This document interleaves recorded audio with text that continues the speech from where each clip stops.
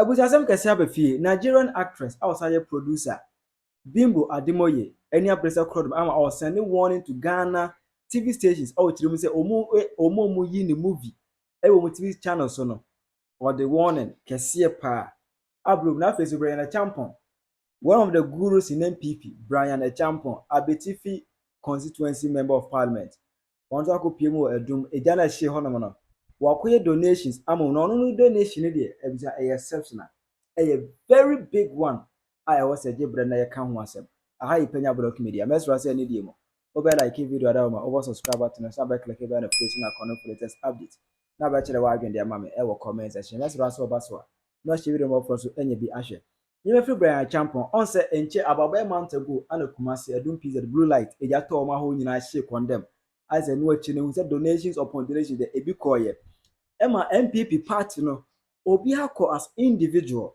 or as obi akọ as individual ekoye ni donation but obo nyina asa ka bomu as a team as a crew ekọ ho ekoye donation Emma wo mu mo mbe se bogofo a wojina wonado was in Ukraine, the mighty minority, and the one who's Wabaka one is Yabaya Yasamara ni there. Ozikan one shazin. Za atuani Yazienwa Yazebo Isha wa TV da in whom Namuko from a magazine got the spare part war. It's meaning a Juma and Pampa Juma, Besimote. The most of the show, the music,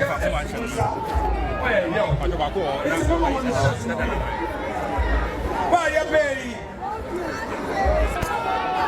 bay, Iron MPs are our parliament. Yena Yakaka Yanisa, Yenya Sikaka Crab, yes, yes, Rebecca executives. One answer. Na wa hwe na mboa wo botu was aboa won na wa hwe won eje kwaze no was aboa won yakaka yansa ze no yenya sika 200,000 Ghana cedis oya inkano sika no 2 billion yes sir Roma executives etino chairman onye ne executives o ha Bonjo one trim bam. Na Yamfa one for my mama.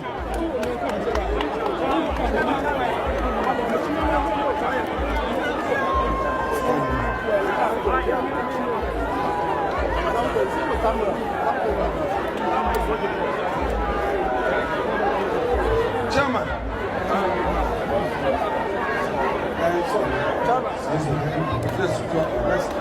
Chairman, Bocho, Abrante ya, Sekeki Tani, our friend Jerry Ahmed. Ono ni MP for Wejagbawi. And paying friend ma what's it? A bonenim who parliament. Ono Okamubi. Our second deputy minority whip. Mrs. Sike, Mrs. Fanubi. What Empia over listening? Yen Nara, you listening. Does it one sir? Then you won't pay for one share. Now one fan casa. And paying for you was one. Now one Yanuma, one home. Also, one for the Impoco when you saw. Zaya catch someone you there. This is just the beginning. Yakada yan MPs, one can come on size of you. Yankuponi Adum, Nase, Yakakayan Saza, Wabasan, when we answer Nijuma. It's in Yazei, Yadisha says. Now it was an Enra Anna Bryan Acheampong ya Abetifi member of parliament. Or do not see there be. A woman say me member singing MP before me crewing you mean about alcohol, alcohol, adoye. I was a meso, me a Santini, a general me call Ekoye Adoye. Asante Kingdom, no me free, it was me call a general, and it's also good PMO. You know, Adum PZ, a horse shiana, a whole eno come more 3 billion old Ghana city, and was at the budget intention to be a tattoo. Nana Esan Asia, Danya Esi me Bryan Acheampong, Messi, Senya Netia, Adiama Santimai, Messi, Adiama. Whole ambassador and I have a PMU, our Asantimamu, blue light, Adum to be precise. Nadia, and Nadia, Asantimai at the dinner.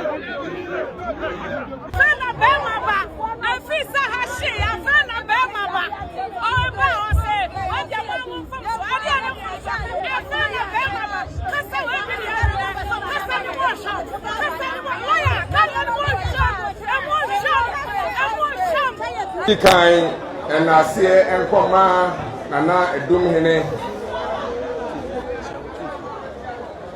and I see and Koma market representatives.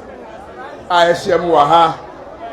So Mama Quine said, Ne, Memrana Mini Adum fire victims and so in Ninkomo. Sani a lawyer Dika Eka, you know. Mabaha. Edi meni abehwe a obi anka me ho but ene de never say me ba na publicly meni o manfo no ebetwetwe nkomo na emwa metimi di aboa no so me de atudwa nini na no yehu edi akoso na minim say market women and men traders have suffered significant losses with Enema Ijashishia Akoso Ewahai. Na in some of the many executives no ebedi eho enkomo. Na dudu ana nim yesi se oyonko abode se ejademu anu asensu ayeden asiudi eho. Me digwa ewo Adum ha. Me wo hotel bi ewo akire ha ya ye friend catering rest house me na me dia enche bi aye be pejano aye de kase pa eti se eja ato Adum ha na wo se me ba eti se eja ato me yonko abodi senu na me nsam no eye mienu edikan me wo sika kakra me pese me DC executives no so na wono edeboa omo they are most affected omo ye the most affected no one in first sika no ema womo ema me eno eye enesika no 300,000 Ghana cedis it is 3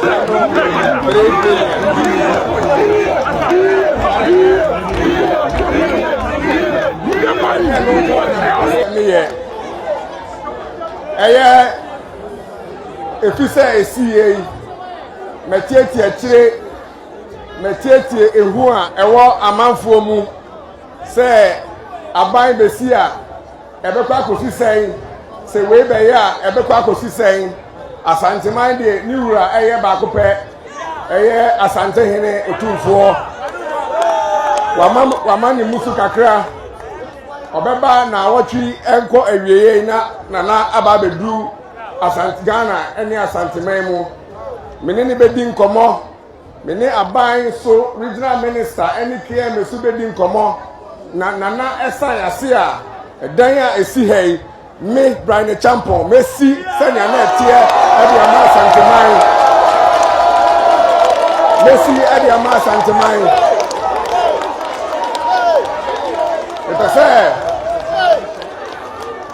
Pese dan na esi ho no sania esi ho no anu sania na enim hatie no ohene nana ohnkese otumfo ebedru Ghana na meneno atutwe nkomo na wosan ase na aban KMSU esan ase a ija no Messi edi ama wono a eye woni dia no na woni sika kakra woni sika kakra ekaye no se yesi wie ne edane ma omo a na omo so edi afanye ma yeden egom entino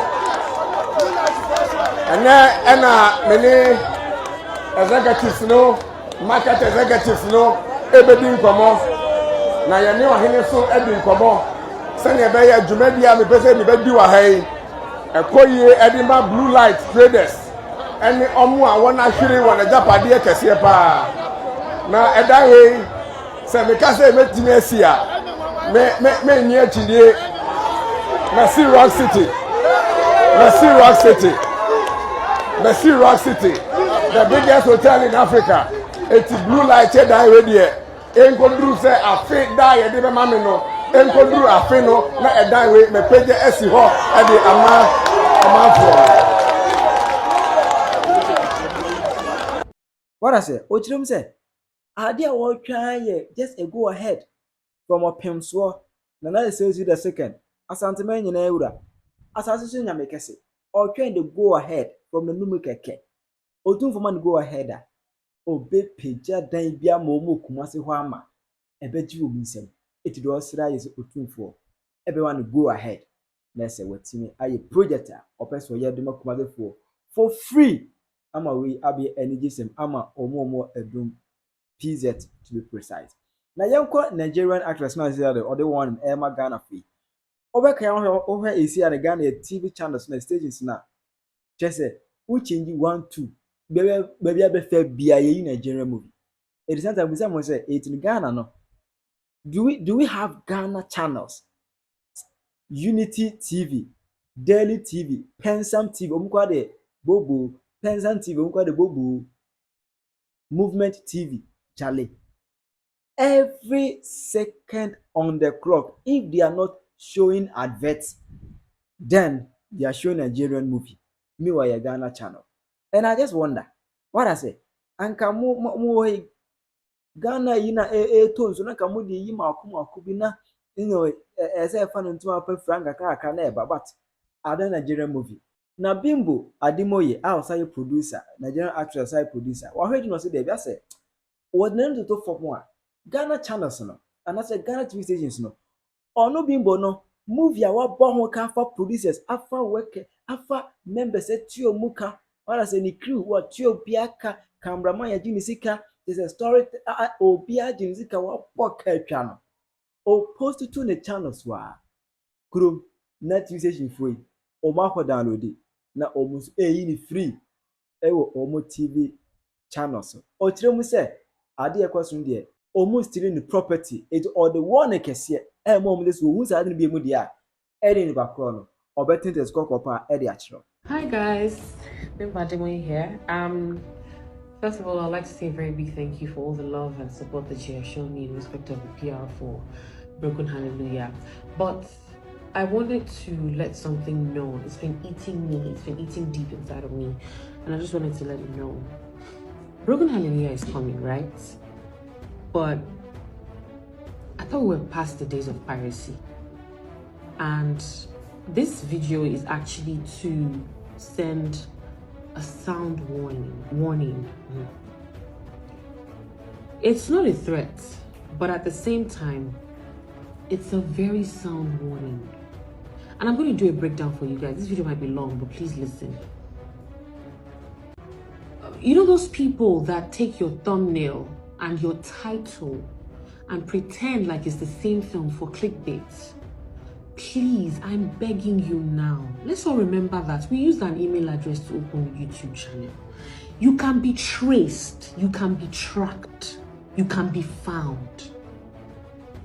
You guys, I don't have a problem. See, it's already bad enough that they're using my face for films that I'm not in. No problem. But when I call a photographer, they take pictures of me. I pay them. They send me back the pictures. I pay somebody to do a poster.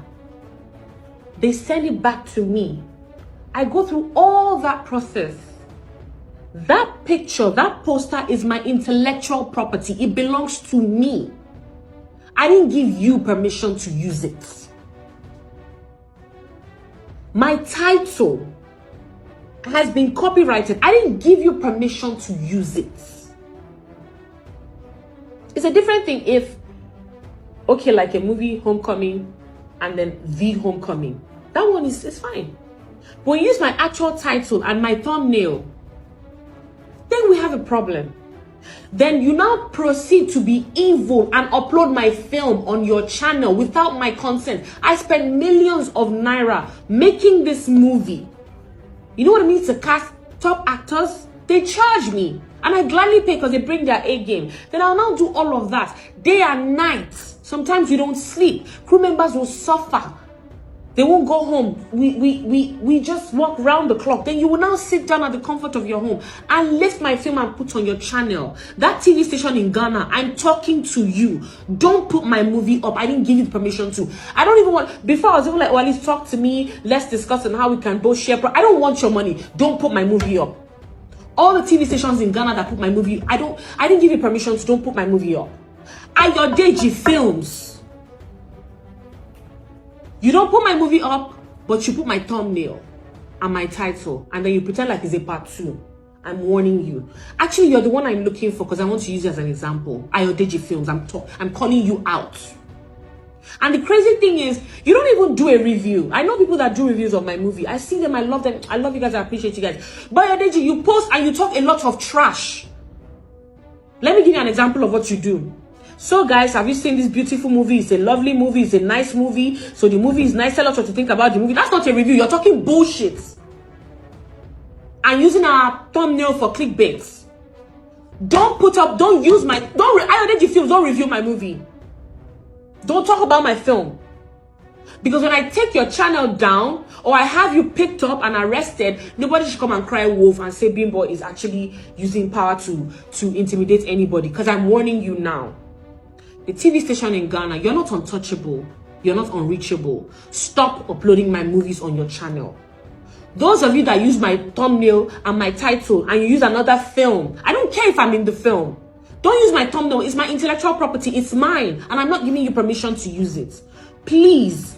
I've had sleepless nights. My eyes are red. I haven't slept. I've been working on PR. I've been spending money. My family, my father, my nephew, my sister, nobody has slept because we're all working to make sure that this PR is like huge. Then one evil person will now wake up and decide to use my property, my intellectual property, because you want to feed. And you think that food will digest? Please, I'm warning you now. I mind my business. When I do my crazy, I make you guys laugh, I go back into my shell. Do not see a side of me that you will not like. I'm warning you now. Don't play with me. Thank you. What I say, even the fly across who you see no huna or betting the score editor. What is your view on that? Shall I want your mama ever comment section? I Penyah Block Media.